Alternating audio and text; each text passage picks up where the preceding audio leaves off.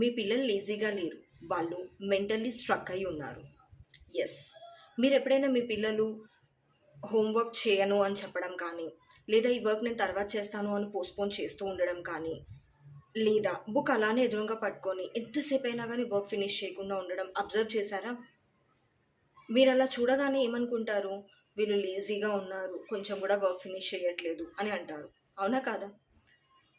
నా ఎక్స్పీరియన్స్లో నా దగ్గరికి చాలామంది పేరెంట్స్ వచ్చి మాట్లాడుతూ ఉన్నప్పుడు సేమ్ కన్సర్న్ రేజ్ చేశారు. మా అబ్బాయి బుక్ పట్టుకొని కూర్చుంటాడండి, 1 అవర్ అయినా 2 అవర్స్ అయినా హోంవర్క్ మాత్రం ఫినిష్ అవ్వదు అని.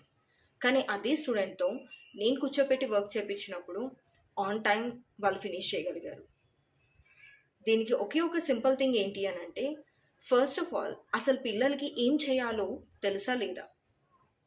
మనం దాని గురించి ఆలోచించకుండా వాళ్ళని వర్క్ చేయి అని ప్రెషర్ చేస్తే వాళ్ళు హోంవర్క్ ఎప్పటికీ ఫినిష్ చేయలేరు. వాళ్ళు ఎప్పుడైతే బుక్ ఓపెన్ చేస్తారో వాళ్ళకి అక్కడ ఏం చేయాలి అనేది తెలుసా లేదా చూడండి.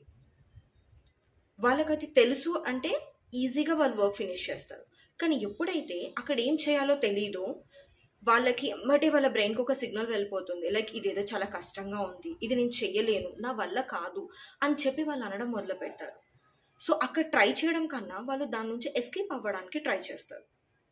ఈ ఎస్కేపింగ్ థింగ్ని మనం ఏమనుకుంటున్నాము, వాళ్ళు లేజీ ఉన్నారు అని చెప్తున్నాం. కానీ అక్కడ వాళ్ళని ఈ హోంవర్క్ నువ్వు ఇప్పుడు ఫినిష్ చేయి అని చెప్పే కన్నా వాళ్ళతో పాటు కూర్చొని వాళ్ళకు ఒక చిన్న క్లారిటీని, ఒక చిన్న యాక్షన్ స్టెప్ని అండ్ ఒక చిన్న కాన్ఫిడెన్స్ని వాళ్ళలో మీరు బూస్ట్ చేయగలిగితే, ఆ చిన్న యాక్షన్ని వాళ్ళు స్లోగా వాళ్ళంతటా వాళ్ళ వర్క్ని ఫినిష్ చేసుకునేలాగా కెపాసిటీని పెంచుతుంది. ఎందుకంటే కాన్ఫిడెన్స్ అన్నది ప్రెషర్లో క్రియేట్ అయ్యేది కాదు. విత్ స్మాల్ యాక్షన్స్ అండ్ ప్రోగ్రెస్తో మాత్రమే కాన్ఫిడెన్స్ అనేది పిల్లల్లో రేజ్ అవుతుంది.